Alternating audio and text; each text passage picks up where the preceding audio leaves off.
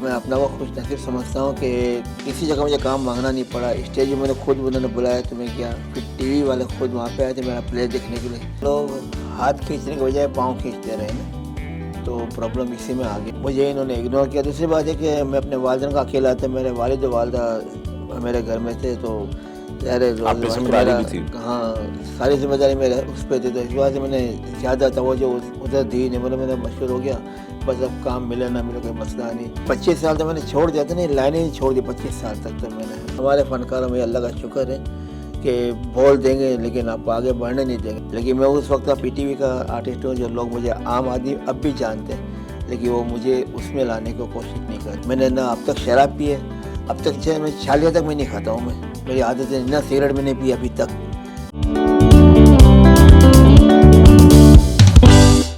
अस्सलाम वालेकुम नाज़रीन, प्रोग्राम टी टाइम के साथ मैं हूं राहिल बेग और आज इस प्रोग्राम में आपकी मुलाकात करवा रहे हैं एक ऐसे टीवी आर्टिस्ट से जिनका फनी करियर तकरीबन 4 दहाइयों से ज़ायद अरसे पर मुहित है और उन्होंने अपने फन का आगाज PTV के शोहरा आफाक प्रोग्राम 50-50 से किया और 50-50 में कई किरदार किए और उसके बाद भी उनके ये फन का सफर जो है चलता रहा।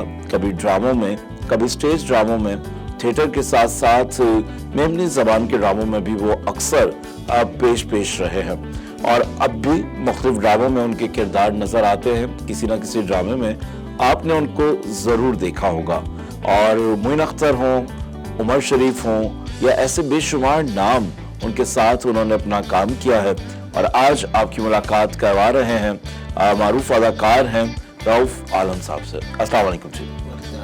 रऊफ भाई, सबसे पहले तो ये बताइएगा इन दिनों आपकी क्या मसरूफियात हैं, क्या चल रहा है? बस अभी मेरा एक प्रोग्राम रिकॉर्ड होने वाला है, मार्च में इंशाल्लाह शुरू होगा प्रोग्राम। तो वो आपको नाम तो नहीं होगा चैनल का, लेकिन बड़ा अच्छा प्रोग्राम है, कॉमेडी प्रोग्राम है, बड़ा कॉमेडी है और टीवी के लिए आप कर रहे हो? टीवी का। अच्छा, ये बताइए कि आपने करियर का आगाज कब किया, कैसे इस फील्ड के अंदर आए और आपका जो टाइम है वो अच्छा खासा टाइम पीरियड है, किस तरह से इस फील्ड में आना हुआ आपका? बस मैं जून 77 से मैं आया हूँ। मैं स्टेज पे पहले आया था, वो हमारे एक साहब रहते थे वहाँ पर, एक डायरेक्टर भी थे हमारे पुराने, आपने देखा होगा HB खान साहब, नाम सुना होगा आपने। तो उसके ड्रामे से मैं शुरू हुआ था, मेमनी ड्रामे उसमें चलते, उर्दू थे ही नहीं उस ज़माने में, ये अपने आदम जी के अंदर पटेल पाड़ा में, तो वहाँ से मेरा करियर शुरू हुआ। वहाँ से करियर आपका शुरू हुआ और PTV पे फिर आप पहुँचे ड्रामा 50-50 तक कैसे पहुँचे, कैसे रसाई हुई, क्या कहेंगे? मैं अपना वो खुश नसीब समझता हूँ कि किसी जगह मुझे काम मांगना नहीं पड़ा। स्टेज में मैंने खुद उन्होंने बुलाया तो मैं गया, फिर टीवी वाले खुद वहाँ पे आए थे मेरा प्ले देखने के लिए। तारा भाई लेके आए थे, हमारे प्रोड्यूसर शेख मसूद साहब, मेरा मोहसिन वाला, उसको जिंदगी दी। और सीनियर डायरेक्टर हैं जिन्होंने बेशुमार काम किया, उनके ड्रामे हो या फिल्में हो। उनकी जो फिल्म है बोल, बेहतरीन फिल्म है, खुदा के लिए उनकी फिल्म बेहतरीन है और इसके अलावा बहुत सारी उन्होंने, उनका जो काम है और पसंद किया जाता है, तो उनकी डायरेक्शन में आपने काम किया। हाँ, उन्होंने मुझे वहाँ पे चुना। तारा भाई ने उसको बोला कि प्ले चल रहा है मेमनी, उसमें आप चले, मैं आपको दिखाता हूँ कैरेक्टर। अब जो कैरेक्टर चाहिए था वो उन्होंने नोट कर लिया मुझे ड्रामे के अंदर, मेमनी ड्रामा था हालांकि, लेकिन उन्होंने पसंद किया और रात के मुझे तारा भाई ने बता दिया। उससे तारा भाई मेरे मोहल्ले में रहते थे, असलम रोड पे। तो फिर इस तरह से ही आपका सिलसिला शुरू हो गया। अच्छा देखिए, अगर 50-50 की हम बात करें और उस प्रोग्राम से, उस कॉमेडी स्किट से बहुत सारे लोगों ने अपना नाम बनाया, जिनमें ज़ेबा शहनाज जी हैं, बुशरा अंसारी साहिबा हैं और उसके अलावा इस्माइल तारा हैं और ऐसे बेशुमार नाम हैं और उनको शोहरत की बुलंदियों पे लोग पहुंचे, मगर वो शोहरत या वो बुलंदी आपके हिस्से में क्यों नहीं आई? इसमें वजह यह है ना कि लोग हाथ खींचने के बजाय पाँव खींचते रहे ना, तो प्रॉब्लम इसी में आ गई। तो आपके दौर में भी ये जेलसी होती थी? बहुत हमारे दौर में। देखिए हमारे प्रोग्राम में सब लोग इकट्ठे, ऐसे एक फैमिली थी, लेकिन हमारा प्रोग्राम जब करते थे उसी वहीं के हद तक, या हम लोग बड़ी बड़ी होटलों के प्रोग्राम उस ज़माने हम क्या करते थे, म्यूजिक का प्रोग्राम वगैरह होते थे, कॉमेडी भी होती थी, तो हम लोग सब इकट्ठे जाते थे, पूरी टीम, सारे आर्टिस्ट एक साथ होते थे। सारे आर्टिस्ट। मगर आप ये बताइए ना कि क्या हुआ ऐसा कि सब लोग आगे बढ़ गए? ये तो खैर एक नसीब की भी बात है, किस्मत की भी है, इंसान कोशिश करता है, मगर आप भी उसी दौर से काम कर रहे हैं। जावेद शेख साहब हो गए या इस तरह के कई नाम हैं जिनका आपने जिक्र किया है कि हम सब साथ आए थे, मगर फिर वो लोग इतना आगे और फिर आप कहीं रुक गया सफर, ये कंटिन्यू चलता रहा? नहीं, सपोर्ट की भी ज़रूरत होती है ना, उन्हें कि भी कोई सपोर्ट करे। जो अब उन लोगों ने आपस में सपोर्ट ऐसे करना शुरू कर दिया था, लेकिन मुझे इन्होंने इग्नोर किया। दूसरी बात है कि मैं अपने वालिदैन का अकेला था, मेरे वालिद और वालिदा मेरे घर में थे, तो ज़ाहिर है आप पे जिम्मेदारी भी थी। हाँ, सारी जिम्मेदारी मेरे उस पर थी, तो इस वजह से मैंने ज़्यादा तवज्जो उधर दी नहीं। मतलब मेरा मशहूर हो गया, बस अब काम मिले ना मिले कोई मसला नहीं। शौक था आपका और वो हाँ, शौक पूरा हो बस। गया। और तो आप क्या समझते हैं इस फील्ड पे? 25 साल तो मैंने छोड़ दिया था, नहीं लाइनें ही छोड़ दी 25 साल तक तो मैंने। अच्छा, मैं एक बिल्डर के साथ काम पे लग गया था, उसके पास ही मैं काम करता रहा। मैं 17 साल वहीं पे काम किया मैंने। फिर उसके बाद आपने दोबारा ऐसा क्या फिर हुआ दोबारा- कि आपने दोबारा से कम बैक किया, दोबारा से ड्रामे करने लगे? ऐसा क्या हुआ? बस फिर मैं जानने वाले तकरीबन सभी लोग थे ना, वही कहते थे कि रो भाई आप 50 में आते रहो, आपके सारे बंदे इतने आगे निकल गए, आप क्यों हमारे साथ, आप चले, मैं आपको लेके चलता हूँ प्ले में, ये वो। अब सब बात जो करते रहे पूछते रहे ना, उन्होंने लिया नहीं, सिर्फ तसल्ली देते रहे। तसल्ली दे क्या बात है ना। और हमारे फनकारों में अल्लाह का शुक्र है कि बोल देंगे लेकिन आपको आगे बढ़ने नहीं देंगे। अच्छा, ये जितने लोग हैं अब इनसे मुलाकात होती है आपकी? सबसे होती मुलाकात, किस तरह से मिलते हो? बस कभी 8 से मुलाकात होती है, वरना सबके नंबर तो है मेरे पास। नहीं, मगर मिलते कैसे? जैसे उस वक्त मिलते थे काम के हाँ। वक्त, और अब के मिलने में क्या फर्क है? उस वक्त सब बेनाम थे, आज सब नामवर लोग हैं वो, तो अब क्या डिफरेंस होता है दोनों में? जमीन आसमान का फ़र्क है मिलने में। अब वो वाली बात तो है ही नहीं मिलने में। मिल तो लेते हैं, जैसे अगर साल के बाद ही मिले तो और रऊफ़ आलम कैसे मज़े में, या काफ़ी टाइम बाद मुलाकात हुई, जबकि रऊफ़ आलम का नंबर है इनके पास। कभी रऊफ़ रब्ता फ़ोन नहीं। करता है तो फ़ोन उठते ही नहीं है उनके, और बाई चांस कभी उठ भी गया, कभी उसका पर्सनल का कोई ऐसी काम होता है बैकग्राउंड में, लेकिन ज़्यादा तो फ़ोन उठते ही नहीं है। मेरे सिर्फ एक फ्राइडे के मैसेज होते हैं, जो ये 8-9 साल से मैं तमाम लोगों को? 1200-1300 लोगों में देता अच्छा, हूँ। उस दौर में किसी किसी अदाकार से ऐसी दोस्ती हो गई हो, साथ उठना बैठना हो, वक्त ज्यादा साथ गुजारते हो, कौन सा ऐसा अदाकार था?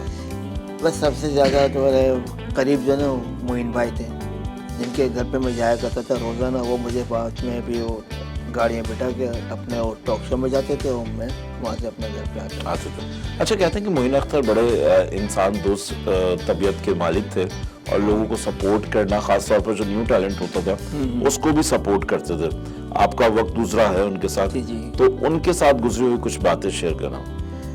पर उनका तो इतना क्या बताऊँ, उनके कदम कदम पे उनकी मतलब समझो तारीफ़ों के पुल बांधना, मतलब वो नहीं समझता। लेकिन एक बंदे इतने अच्छे इंसान थे वो, कोई ऐसा बंदा नहीं कि जिसको सपोर्ट उन्होंने ना की हो, लेकिन गायबाना किसी और को जाहिर पता नहीं चलता करते था, जाहिर नहीं करते थे कि मैंने इनकी ये सपोर्ट की, ये सपोर्ट की।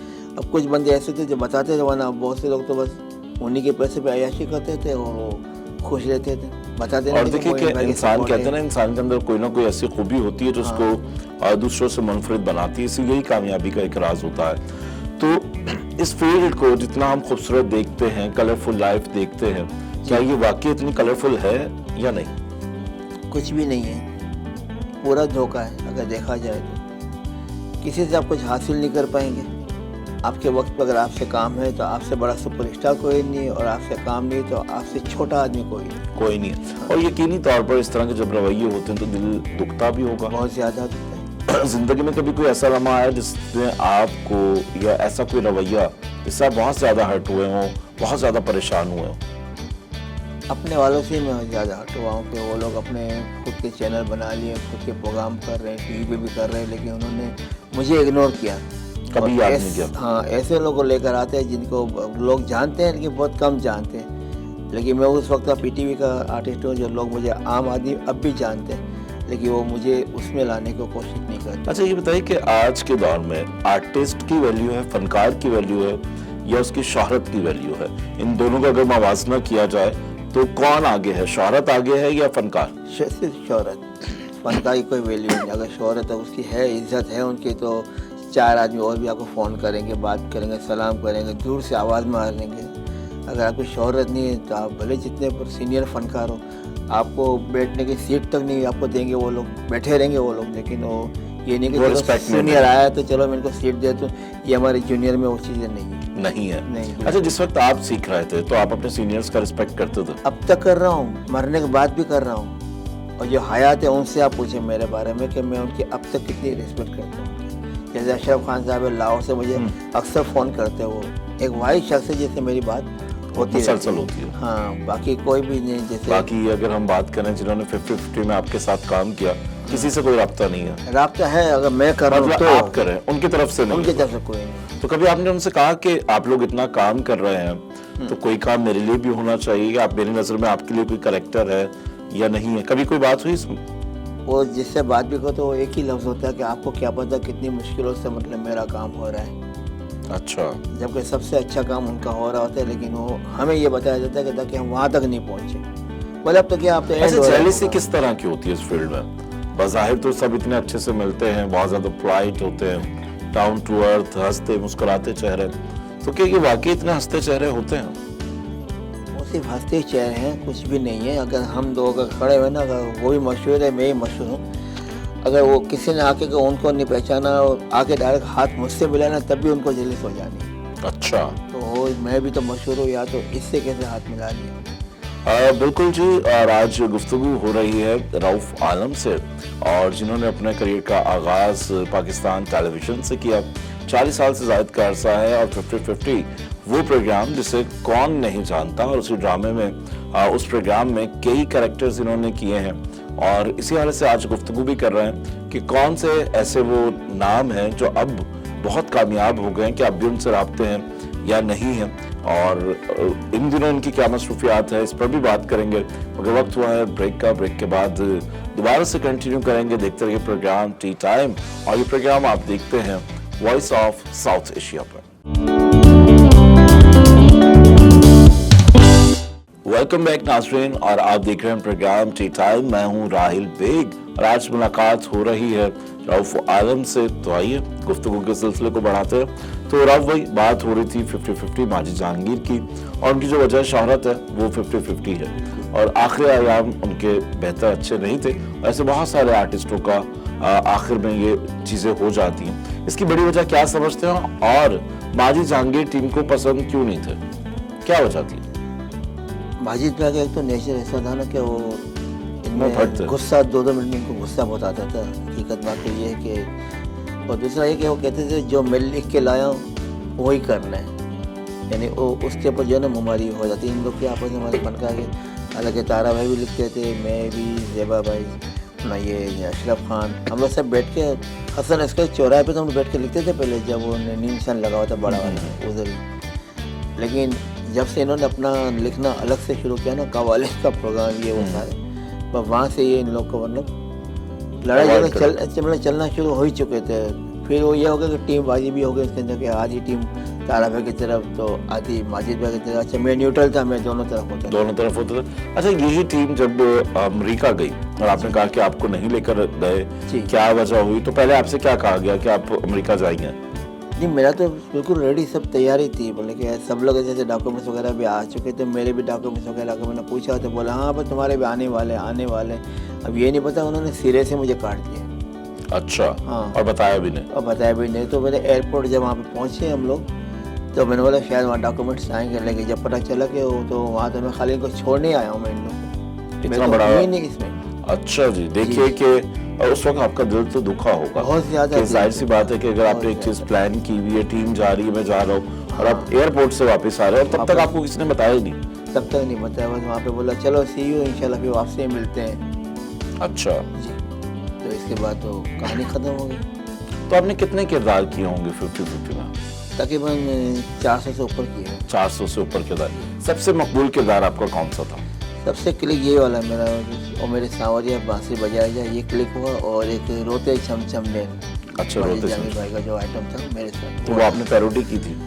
नहीं, गाना था वो। गाना भी नहीं था, वो एक माहौल बताया था कि उस जमाने में ये बाहर के कपड़े वगैरह जो है वो आया करते थे बॉटम मार्केट में, बड़ी मार्केट में, उसका नाम ही होगा। तो छापा वगैरह बहुत बड़ा छापा पड़ गया था, तो बाहर का कपड़ा यहाँ नहीं बिकेगा। तो इसमें एक आध दुकान जो थी वो खाली पड़ी थी, उसमें वो एक ट्यूब बेचते थे। सही। लोगों ने पूछा भाई क्या चीज़ है? बोले जिसको बड़े बड़े निशान आते हैं ना, तो उसके लिए मैं ये ट्यूब बेचता हूँ, बाकी सारा काम करता हूँ। बोले ये साहब कौन है? बोले ये सब ना खाता है ना पीता है, बस एक ही कोने में बैठे हुए, ना कोई लेना आता है, ना ये सब कुछ जाते हैं, और अपनी कहानी सुन गाना गाते बाद में रोते छम छम में अच्छा, उजड़ गया। तो गाना अगर आप सुनाना चाहें तो पुरानी यादें ताज़ा हो जाए। बहुत सारे लोगों ने उस वक्त जिन्होंने देखा होगा, जी, जी। या जो नए लोग हैं उनको भी हो सकता है उनकी नज़र से गुजरा, तो गाना अगर आप गाना सुनाना चाहें। हाँ, वो माजिद भाई को जब पूछे तो माजिद भाई कहते रोते छम छम ने उजड़ गया चैन रे, देख लिया तेरा प्यार। वहाँ पे इनको कट करके मुझे दिखाते हैं। इसके बाद ऐसे कई गाने इन्होंने मतलब आप ज़्यादातर गानों के उस सिचुएशंस में आते थे। हाँ नहीं, वो तो इन्होंने बनाया था। माजिद मेन खान। ये था कि वो जो छापा पड़ता है ना, तो उसके ऊपर से ये मतलब एक अच्छा, बनाया वो था। सिचुएशन हाँ, के हिसाब से क्रिएट हुआ। हमारे मतलब अच्छा, बड़ी मार्केट अब फिर आपने फिल्म भी की, फिल्म की नसरुल इस्लाम साहब नसरुल की। इस्लाम साहब आए थे वहाँ पे लेने के लिए हमारी और पाकिस्तान मुझे फिल्म और इंडस्ट्री आरज़ू। का एक बड़ा नाम है नसरुल इस्लाम, बहुत बड़ा नाम जिन्हें दादा भी कहा जाता है। जी जी जी।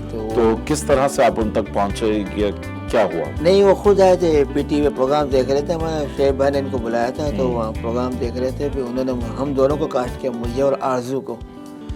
तो आरज़ू तो चली गई और ऐसे ही गई कि अब तक टीवी पे वापस नहीं आई। हाँ, मुझे कहा तो मैंने कहा मैं अपने वालिदैन का इकलौता हूँ, अब मेरे घर में सारे मसले मसाइल मुझे अकेले को हल करने को। मेरी स्कूल भी उस समय मेरी स्कूल पढ़ रहा था मैं। अच्छा, वहाँ पे 10th क्लास में था, लेकिन उन्होंने इनकी वजह से मैंने मना कर दिया।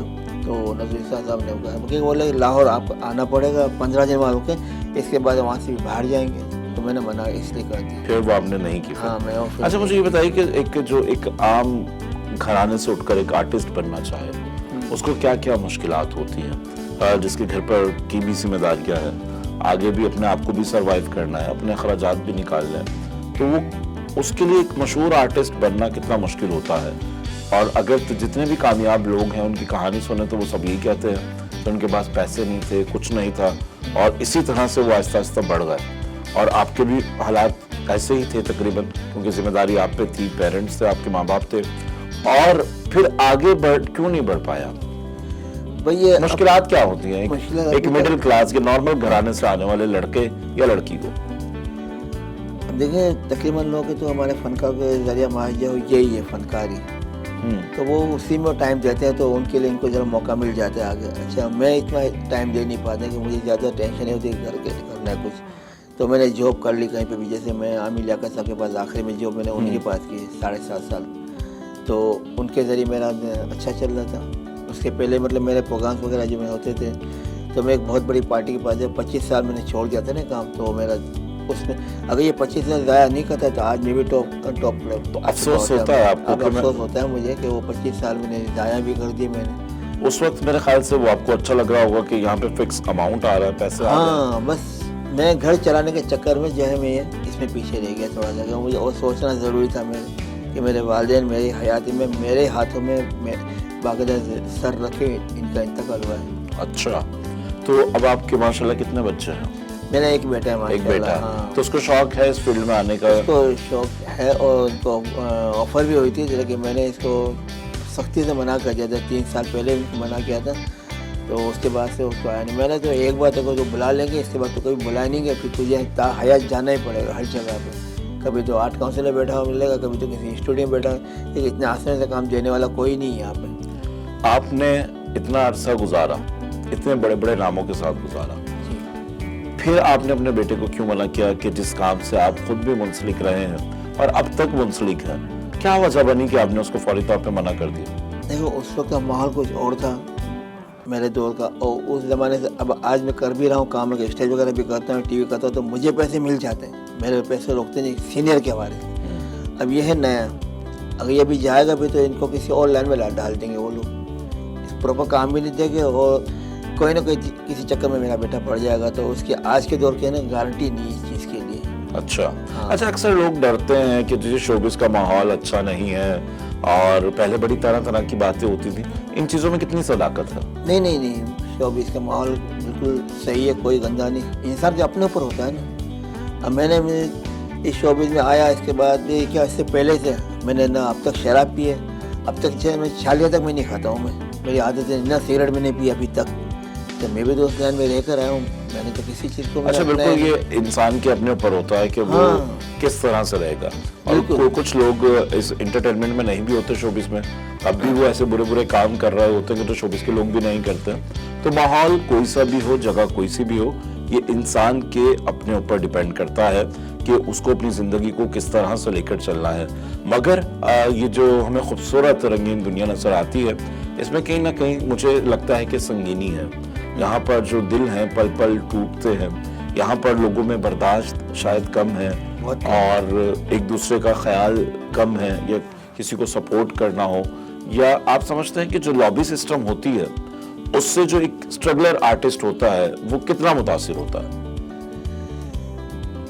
वो इतना मुतासिर करते ही नहीं। पहली बात तो ये है ना कि सिर्फ हवाई बातें होती सारी, अरे यार तुम अच्छा आ गए, तुम्हारे लिए मैं इंशाल्लाह करता हूँ, देखो तो करता हूँ क्या, फिर फोन ही नहीं करता वो आदमी। वो फोन हम नहीं भी उठाते। करें तो फोन नहीं उठाएंगे, फोन यानी नहीं। इस तरह सिर्फ मतलब मैंने लोगों दिलासा के और देखा तसल्ली देते हैं। तसल्लियाँ इतनी अच्छी में अच्छी देखे, घर पे वालिदैन भी ऐसी तसल्ली क्या देंगे जो ये लोग देंगे।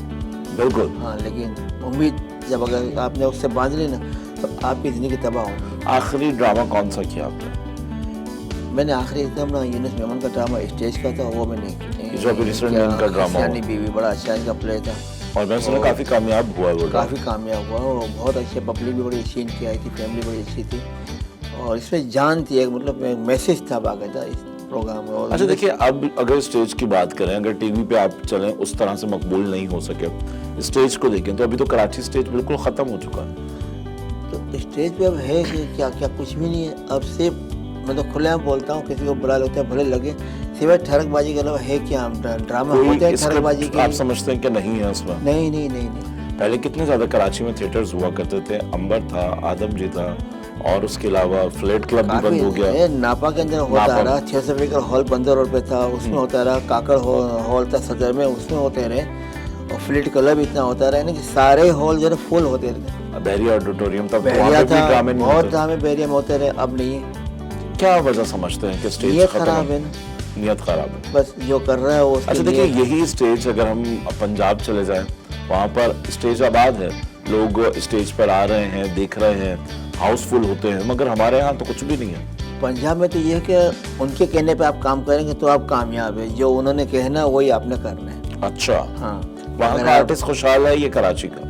वहाँ के अच्छा, जब काम ना हो और ड्रामा ना हो, थिएटर ना हो, स्टेज ना हो, फिर आर्टिस्ट को अपनी जिंदगी को सरवाइव करना कितना मुश्किल हो जाता है? बहुत ज़्यादा, बहुत ही ज़्यादा। और किसी फनकार को इस काम पे तो कभी भरोसा करना नहीं चाहिए कि कब किस वक्त ये ख़त्म हो जाए, इसका कोई भरोसा नहीं है यहाँ पे। और ये भी एक अच्छी बात है कि अगर आप अदाकारी कर रहे हैं, शोबे में नए हैं, स्ट्रगल कर रहे हैं, उसके साथ साथ कोई ऐसा काम भी करेंगे जिससे आपको पता हो कि आपकी मंथली इनकम इतनी आ जाएगी, उसके साथ इसको कंटिन्यू रखें। और यही कुछ दिल की बातें हो रही है आज रऊफ आलम के साथ, और मिलते हैं ब्रेक के बाद और देखते रहिए program tea time. Welcome back नाजरीन, आप देख रहे हैं प्रोग्राम टी टाइम और ये प्रोग्राम देखते हैं आप वॉइस ऑफ साउथ एशिया पे। आज हमारी मुलाकात आपकी करवा रहे हैं रऊफ आलम से, जिन्होंने स्टेज से अपने करियर का आगाज किया, फिर पीटीवी के मशहूर ज़माना प्रोग्राम 50-50 में अपने फन के जौहर दिखाए, और तब से लेकर अब तक ये सिलसिला चल रहा है। कुछ गैप आया, अभी भी टीवी और स्टेज दोनों साथ साथ चल रहे हैं। और अब ब्रेक पे जाने से पहले बात हो रही थी, आर्टिस्ट को अगर काम ना हो तो उसकी ज़िंदगी बड़ी मुश्किल हो जाती है, और एक आम इंसान के पास भी अगर जॉब नहीं है तो उसको अपना सरवाइव करना बहुत मुश्किल हो जाता है। और आर्टिस्ट एक खुददार किस्म का इंसान होता है, वो ना तो किसी के आगे हाथ फैलाता है, ना तो अपने जो गम होते हैं उसका तस्करा करता है, और उसके अलावा कोई और काम भी नहीं कर सकता। इसमें कितनी सदाकत है कि आर्टिस्ट कोई और काम कर सकता है अदाकारी या अपने टैलेंट के अलावा? नहीं, काम करना चाहे तो कर सकते हैं, लेकिन तकरीबन आर्टिस्ट में ये होता है कि हाँ भैया मुझे कोई वो देख लेगा तो मुझे वो देख लेगा तो क्या बताएगा। यानी हर आदमी को जहन में ये सिर्फ अपनी इज्जत के लिए वो लोग इज्जत खाते हैं तो वो अपना दूसरा काम कर नहीं अच्छा, पाते। फिर बहुत सारे आर्टिस्ट हम देखते हैं जो कि एक अफसोसनाक अमल है कि जब उनका आखिरी वक्त होता है तो बेचारे कसम पुरसी की जिंदगी में होते हैं, और जिस चकाचौंध में वो रहते हैं, जिस लाइट्स में, रंगीनियों में, शोज में, एक वो रंगीन लाइफ है जिसमें आपको हंसी, मजाक, म्यूजिक, एंटरटेनमेंट, और फिर एकदम से वो लाइफ बन जाती है, आप अपने कमरे तक महदूद रह जाते हैं। तो ऐसे बहुत सारे फनकार अभी रिसेंटली जिनका इंतकाल हुआ है, वहाँ से आर्टिस्टों से आप मिलने जाते होंगे, क्या कैफियत होती है उनकी, क्या सोच होती है? सबसे बड़ी बात तो ये है कि हमारे फनकार जब मर जाते हैं तो डाइस पे आके तारीफों के पुल बांधते हैं बेतहाशा, जबकि और न तो उनके मैयत में गए होते हैं और न इनकी ताज़ियत के प्रोग्राम में गए होते हैं। सिर्फ ताज़ियत प्रोग्राम जो आर्ट काउंसिल करता है वहाँ आपको नजर आएंगे काफ़ी, उसके अलावा नहीं आता। इसके अलावा मजा कि वो कभी स्वयं में भी अच्छा, चले। अभी रिसेंटली चांदपुरी साहब का हुआ है जी। इंतकाल, वसीम धामिया का हुआ, और चांदपुरी भी कई सालों से बीमार थे। जी। तो कभी किसी हुकूमती इदारे ने, सकाफती इदारे ने या किसी फनकारों की तरफ से उनकी खैर खबरगिरी की? इनकी खबरगिरी में ख़ास तौर पे हमने शकील सिद्दीकी साहब जो है वो माशाल्लाह उनको कोऑपरेट करते रहे, तो मतलब समझे इनका एक घराना था एक किस्म का, उनके साथ काफ़ी इनका काम आना किया है। जाने भी साथ रहते थे वो लोग। लेकिन फनकार के अलावा जो बाहर के लोग हैं ना वो तो फिर फनकार को अभी भी सपोर्ट कर लेते हैं, लेकिन फनकार का अगर फनकार बोलते ना यार मुझे टेंशन है या मुझे कुछ तो 2000 उनके पास नहीं निकलेगा। अगर वही फनकार के पास कोई लड़की जाएगी कि बोले 5000 रुपये देना, हाँ मैं अभी दे इनको दे दो 5000 रुपये। अच्छा, तो वहाँ तो ये फर्क है। हाँ, तो इतना फ़र्क है यानी कि, और मरने के बाद फिर उसके तारीफ़ों के पुल बांध जाएगा, उससे ये कहा जाएगा यार ये बेचारा ने, मैंने इनको बहुत कोशिश की कोऑपरेट करने की, ज़्यादा करते तो ये वो, लेकिन यार उसने मुझसे बात ही नहीं की। अब वो कुछ ये कहते हैं कि यार मैंने तो इनको इतना दिया कि मैं, लेकिन अभी भी बहुत सारे ऐसे आर्टिस्ट हैं बेचारे इसी तरह से जिंदगी गुजार रहे हैं। तकरीबन अभी एक ये जो वजीर सकाफत की जानिब से इस कल्चर डिपार्टमेंट आर्टिस्टों की एक लिस्ट बनाई गई है जिसमें आर्टिस्टों को हुकूमत सिंध की जानिब से कुछ फंड्स दिए जाएंगे। दिए उन्होंने, दिए हैं। गवर्नमेंट ने फंड दिए, वो भी इन्होंने कोशिश की थी, अपने अहमद शाह साहब ने कोशिश की, लोगों से काफ़ी कोऑपरेट करवाया इन्होंने। इनके बाद दोबारा भी फॉर्म भरे गए सबको देने के लिए, तो उनमें कुछ इनके अपने कुछ साथी हैं जो कईयों को काट देते हैं, तुम्हें तो उस दिन मिल गया ना उसमें, अब इसमें तुम्हें नहीं मिलेगा। अच्छा, तो जो शाह साहब को इस बारे में पता नहीं होता, ये नीचे का तबका कुछ ऐसे लोग हैं जो इसमें ये करते हैं कहते कि किसी को मिला किसी को नहीं मिला, इस तरह से। और बिल्कुल आर्टिस्टों की फलाह बहबूद के लिए, और ख़ासतौर पर जब आप उम्र के उस हिस्से में पहुंच जाते हैं कि जब आप कोई काम नहीं कर सकते, तो ये एक तोहफतन हुकूमत को या ऐसे जो इदारे बने हुए उनको फनकार को सपोर्ट करना चाहिए। नहीं, हुकूमत तो देखो करना चाहती है, लेकिन हुकूमत को तो पता ही नहीं ना कि कौन किस परेशानी में, लेकिन जिसके ज़रिए बात पहुंचती है ना वो बात वहीं अटक जाती है, रुक जाती अच्छा, है। रुक जाती है। यार आज के उनके पास टाइम भी नहीं है, देखते हैं भी तुम्हारे लिए कुछ करते हैं, फेवरेटिज्म वाली वो बात ऊपर है। निकल जाते हैं, लेकिन कोई बाद में वही करते हैं। अच्छा, इतने बड़े बड़े नाम इस दुनिया से चले जाते हैं, बहुत बड़े बड़े नाम गए, और हम देखते हैं कि बहुत कम ऐसे लोग होते हैं जिनके जनाजे भरे होते हैं, या कोई लोग आते हैं जिंदगी में मोहब्बतें बांटने वाले, समेटने वाले, तो जब वो उनकी आखिरी रस्मात होती है, दुनिया से जा रहे होते हैं, तो लोग क्यों नहीं आते जनाजों में? देखिए वहाँ पे कैमरा होना बहुत ज़रूरी है, चैनल का आना बहुत ज़रूरी है। जब चैनल होगा तो आपको फनकार ज़्यादा मिलेंगे वहाँ पे। अगर कैमरा नहीं है तो समझ लो कि वो फनकार की कोई ख़ास वैल्यू नहीं है।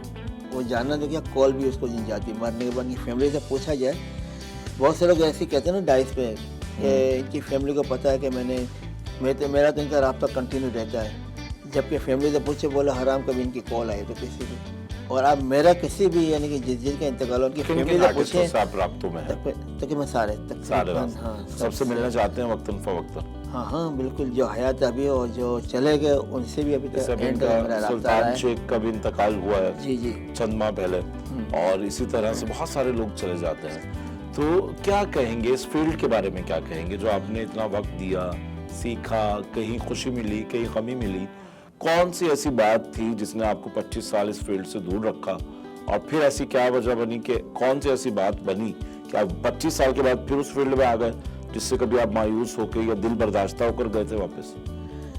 नहीं, एक्चुअली मैंने देखा ना कि इस माहौल में जो कोई हाथ पकड़ेगा तो वो तो आगे बढ़ सकता है। मैंने उस वक्त ये सब कुछ देख लिया था कि सेट का अपना काम होना बहुत ज़रूरी है।